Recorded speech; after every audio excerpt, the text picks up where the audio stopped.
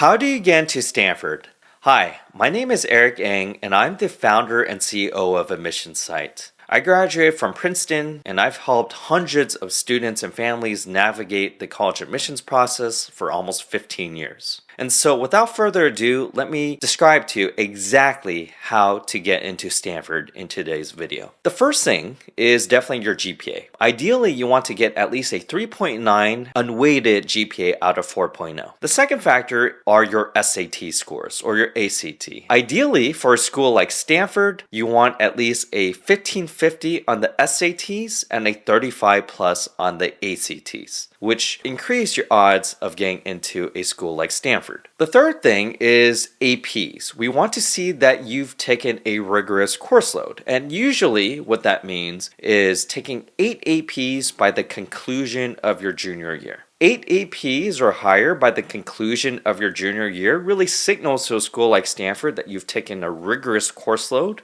And we've even had some students who took significantly more than that, even 15 or 16 APs by the conclusion of junior year. Beyond that, it definitely comes down to your academic competitions. So if you're a STEM student, Stanford's really looking for if you've competed in the Intel Science and Engineering Fair, or the Regeneron Science and Talent Search, or the Junior Science and Humanities Symposium. For a humanities student, that might mean the Scholastic Art and Writing Competition or the John Locke Essay Contest. These regional and national academic competitions will definitely set yourself apart because let's face it, there are literally thousands of students out there with 4.0 GPAs and 1550 plus on the SATs. So you definitely want a way to stand out by really focusing on these academic competitions, at least if we're talking strictly about academics. So we talk about academics, and then now it's extracurricular activities.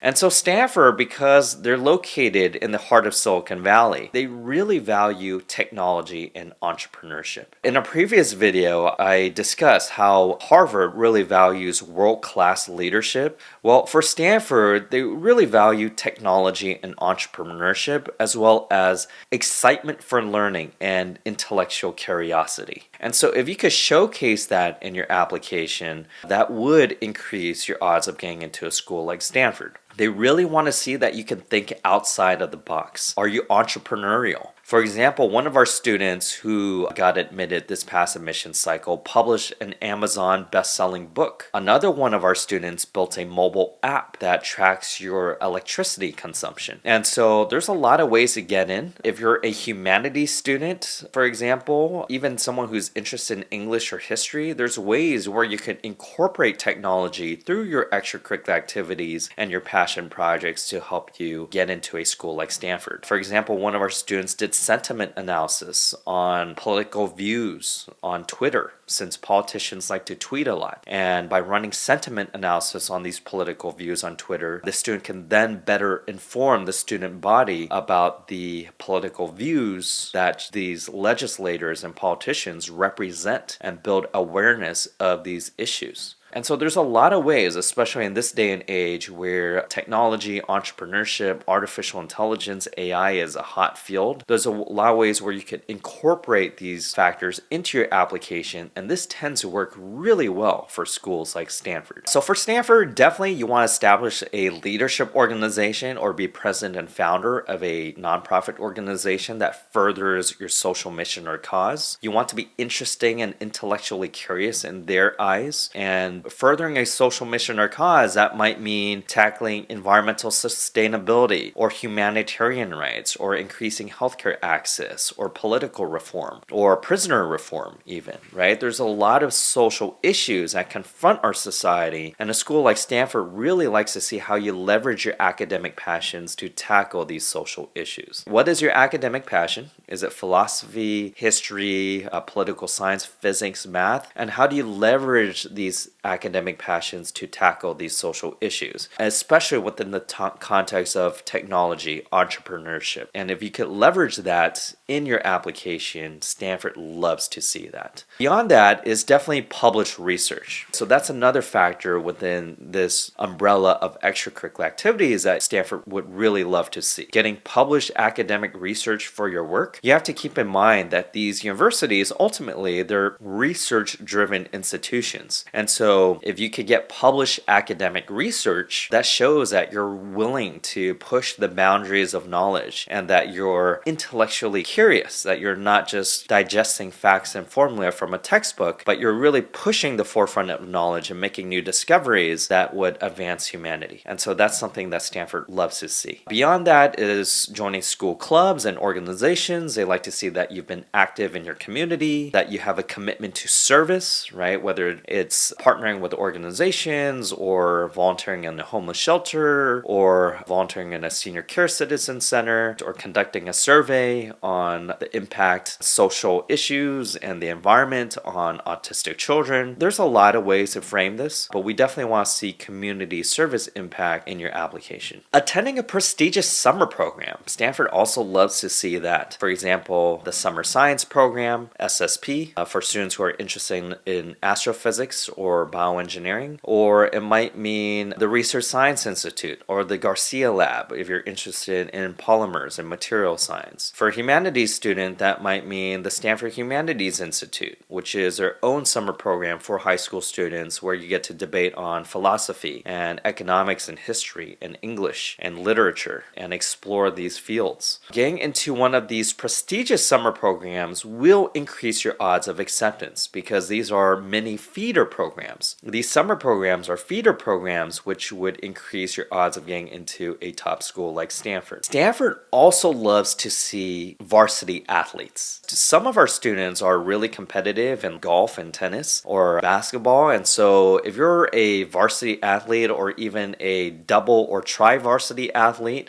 that's even better because it adds more well-roundedness to your application. These schools, they want to see that you're focused in your social mission or cause and your academic passions, but they want to also see that you're well-rounded in the sense that you're also involved in athletics, you also do a sport, you have a music or art activity in your portfolio, whether you play the oboe or the piano or the viola or involved in your school orchestra. I would say the sports and art or music are supplemental factors. Of course, unless if you're going to be an NCAA athlete, that is different, and actually compete on the Stanford team, that's a different type of applicant. But for the most part, these are supplemental activities that also are additive to your application. We talk about academics, right? Amazing GPA, 3.9 unweighted GPA, 1550 on the SATs, getting regional national awards and competitions. And then for your extracurriculars, it's about technology entrepreneurship through your passion projects, your leadership organization, getting published academic research, which could also be used to submit to science fairs, school clubs and organizations, community service, summer programs, sports, athletics, and music and theater arts or the art. You want to build a profile around your Stanford application that furthers a social mission or cause. Is it humanitarian rights? Is it prisoner reform through your academic passions?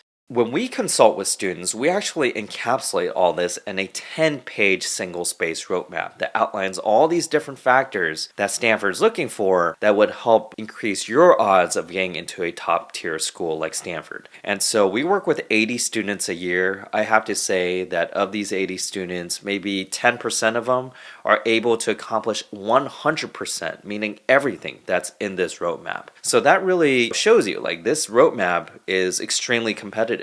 It's extremely rigorous. We've broken down the college admissions process down into a science where we not only do all the planning and consulting with our students, but we also walk them through the execution. So if you want to get an Amazon published book, how do you go about doing that? You want to compete in the Intel Science and Engineering Fair, how do you go about doing that? It's not that easy, it's not that straightforward. So number one, it comes down to discovery. Do you know about these competitions or these activities, or know what you need to do to get into a school like Stanford? And what are you passionate about? Every student has their own strengths and weaknesses, and that's what we have to help you diagnose and figure out. And then once you understand what you need to do, which is a discovery phase, then it comes down to execution. How on earth are you going to execute on these items? Because they're not that trivial either. So we have tons of students who are gold keys in Scholastic Art and Writing, who qualify for the USA Physics Olympiad, F equals MA, or compete in the Regeneron Science Talent Search. We have a lot of students like that, really high performing students who have gotten into amazing schools like Stanford. We talk about academics, we talk about extracurriculars. The last part of this is definitely the personal statements and the application. The personal statements and the application is super, super important. You definitely need to get that part right. I've always argued that a strong application could get a weaker student in. A weak application could also keep a strong student out. And so the essays and the personal statements are super important. And obviously, we're in the age of ChatGPT. And I will argue that ChatGPT can write a better essay than your above average high school student. So what does that mean? What that means is that we need to write our essays that reflect your personal qualities, orders of magnitude better than what ChatGPT can write. And so we've helped students guide them through writing amazing personal statements and essays. We had one student who wrote about sitting in an airplane and observing rich businessmen in first class. And then economy class, there was a family of 5 with a mother and children screaming at the top of their lungs. And then within this 10 feet of space, there was this clear social divide within this microcosm of this 10 feet of space. And so what this student realized was that writing was her way to bridge the social divide. That sitting in an airplane and witnessing the dichotomy of this social divide from this rich businessman sitting in first class versus this family in economy class, that writing and journalism was her way to bridge this social divide. And so that was a really interesting essay where she was deeply introspective and intellectually curious on how journalism can be used as a sword and weapon to bridge the social divide through freedom of speech and voicing her perspectives on these issues that could push public policy forward. And so that was an amazing essay that student wrote that got into a fantastic school. But these types of essays are really what will drive and move the needle when it comes to getting into schools like Stanford.